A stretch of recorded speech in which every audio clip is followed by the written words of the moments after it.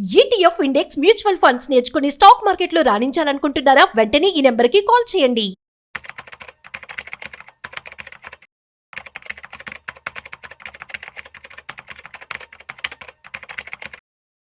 నమస్తే, welcome back to Suman TV. ప్రస్తుతం మనతో పాటు ఉన్నారు stock market analyst Sundar Rama Reddy గారు. నమస్తే సార్. సార్, ఇప్పుడు 10 రూపీస్ ఉన్నటువంటి పెనీ స్టాక్స్ ని అంటే అవి తీసుకోవడం మనకి ఎంతవరకు సేఫ్ అంటే ఏం చెప్తారు? బేసికల్గా స్టాక్సే రిస్క్ అండి, అది ఇంక్లూడింగ్ ఈవెన్ రిలయన్స్ కూడా. అలాంటిది ఇంకా మీరు 10 రూపాయల స్టాక్స్ 5 రూపాయల స్టాక్స్ అంటే టూ మచ్ రిస్క్ అనుకోవచ్చు. మనం ఏదైనా సరే మనీ అంటే స్టాక్ ప్రైస్ పరంగా చూసి అది రిస్క్ కాదని డిసైడ్ చేయడం తప్పండి. అండ్ బిజినెస్ మోడల్ మీకు ఐడియా ఉండాలి ఎంతకంత. అంటే వాళ్ళు ఎక్కడ ఆపరేట్ చేస్తున్నారు, క్యాష్ ఫ్లో ఎలా వస్తుంది, వాళ్ళ యూనిక్నెస్ ఏంటి, అండ్ కంపెనీ అసెట్స్ ఏమున్నాయి, ఈపీఎస్ ఎట్లా జనరేట్ చేస్తున్నారు, ఇలాంటివన్నీ చూసుకొని మనం తీసుకోవాలి తప్ప 5 రూపాయల స్టాక్స్ 10 రూపాయల స్టాక్ అలా మీరు క్రైటీరియా మనం పెట్టుకోకూడదు అనమాట. ఈ బేసికల్గా అట్లా ఉన్నట్టు పెన్నీ స్టాక్స్ అంటారు, నానో స్టాక్స్ లేదా పెన్నీ స్టాక్స్ అంటారు.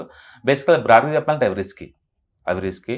1-2 స్టాక్స్ విడిగా తీసుకునే బదులు వాటికి ఇండెక్స్ ఫండ్స్ ఈటీఎఫ్స్ లాంటి దొరుకుతాయి అనమాట.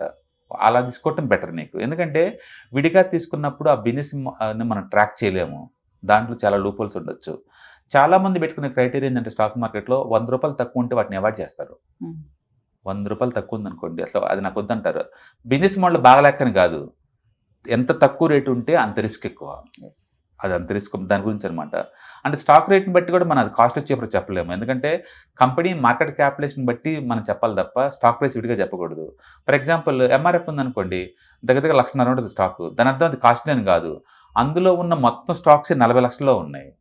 40 లక్షల స్టాక్స్ ఉన్నప్పుడు న్యాచురల్గానే స్టాక్స్ తక్కువ కాబట్టి రేట్ ఎక్కువ ఉంటుంది.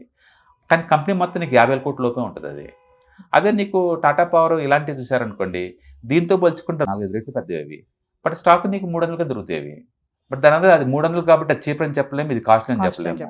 అందుకని మార్కెట్ క్యాపిటలేషన్ బేస్గా తీసుకుని మనం చెప్పాలి తప్ప స్టాక్ ప్రైస్ బట్టి విడిగా కాదు. అందుకని తక్కువ రేటు అంటే దాని అర్థం చీప్ అని కాదు, కాస్ట్ అని కాదు. దాని బిజినెస్ మోడల్ చూసి అది ఈపీఎస్ సేల్స్ బాగా మూవ్ అవుతున్నాయి అంటే ఫండమెంటలీ సౌండ్గా ఉంటే మనం తీసుకోవడం తప్పేం లేదు. బట్ నా జనరల్ సజెషన్ ఏంటంటే 100 రూపాయల లోపు మీరు తీసుకోవాలనుకుంటే ఎంతో స్టడీ చేసి వాటి బిజినెస్ మోడల్ని మీకు నచ్చితే తీసుకోండి. ఎగ్జాంపుల్ హెచ్ఈసి అది పెన్నీ స్టాక్, అది 30 రూపీస్ దగ్గర ఉంటుంది. బట్ నేను అది పై చేశాను. అది ఎందుకంటే న్యూక్లియర్ ఇన్ఫ్రాస్ట్రక్చర్లో ఇండియాలో నెంబర్ 2 కంపెనీ అది. అంటే పెద్ద ఇన్ఫ్రాస్ట్రక్చర్ ప్రాజెక్ట్ ఫినిష్ చేసిన కంపెనీ అనమాట. అట్లా మనకు కావాలంటే కొన్ని తీసుకోవచ్చు. మీకు బిజినెస్ మోడల్ గురించి తెలియాలి, రేట్ ఒకటే క్రైటీరియా కానే కాదు. అందుకని 10 రూపాయల స్టాక్ రిస్క్ అని నువ్వు జనరల్గా చేయకూడదు, అంటే రిస్క్ లేదని కూడా చెప్పకూడదు. బట్ జనరల్గా 100 రూపాయల లోపు స్టాక్స్ అది వస్తుంది అంటే మాత్రం 1-2 సార్లు ఆలోచించడం బెటర్ అనమాట, ఏరియా ఎందుకు వస్తుంది అనేది బెటర్. నాకు పెన్నీ స్టాక్స్ వద్దు, నేను మ్యూచువల్ ఫండ్స్ ఈటీఎఫ్లో ఇన్వెస్ట్మెంట్ చేద్దాం అనుకుంటున్నానంటే మీ సజెషన్ ఏంటి? అది అల్టిమేట్ సేఫ్టీ అండి. ఎందుకంటే మన స్టాక్స్ మనం తీసుకుంటే మనమే మేనేజర్లో, వాటిని ప్రతి ఫైనాన్స్ రిజల్ట్ అప్పుడు ట్రాక్ చేస్తూ ఉండాలి. అనుకున్నట్టు సేల్స్ పోతున్నాయా, అంటే ప్రాఫిట్ పెరుగుతున్నాయా, అంటే మేనేజ్మెంట్ వాళ్ళు ఏమనుకుంటున్నారు, వాటి గురించి మనం తెలుసుకునే ఒకే ఒక అవకాశం ఏంటంటే ఎవ్రీ 3 మంత్స్కి ఒకసారి వచ్చే క్వార్టర్లీ రిజల్ట్స్, అంతే కదా. ఆ రిజల్ట్స్ అప్పుడు రిజల్ట్స్ చూసి మన క్రైటీరియా మ్యాచ్ అవుతే కంటిన్యూ అవుతాం. రిజల్ట్స్ అయిపోయిన తర్వాత మేనేజ్మెంట్ యొక్క కాన్ఫరెన్స్ కాల్ని పెట్టేసి ఫ్యూచర్ ఎక్స్పెక్టేషన్ మనకు నచ్చినట్టు ఉందా లేదా మనం చూసి మనం ఇన్వెస్ట్ చేసుకుంటూ పోతుంటాం.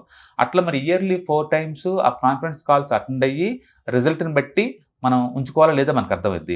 అంటే మీరు స్టాక్స్ని కొంటే మీరే మేనేజర్లు, మీరే అనలైజేషన్ అంతా చేసుకోవాలి. అదే మీరు ETFs index funds mutual fund తీసుకున్నారనుకోండి, వాళ్ళు అనలైజ్ చేస్తూ ఉంటారు, వాళ్ళు తీసుకుంటారు డిసిషన్ ఉండొచ్చా లేదని. ఫర్ ఎగ్జాంపుల్ నిఫ్టీ 50 అని అనుకోండి, ఇండియాలో టాప్ 50 మాత్రం దాంట్లో ఉంటాయి.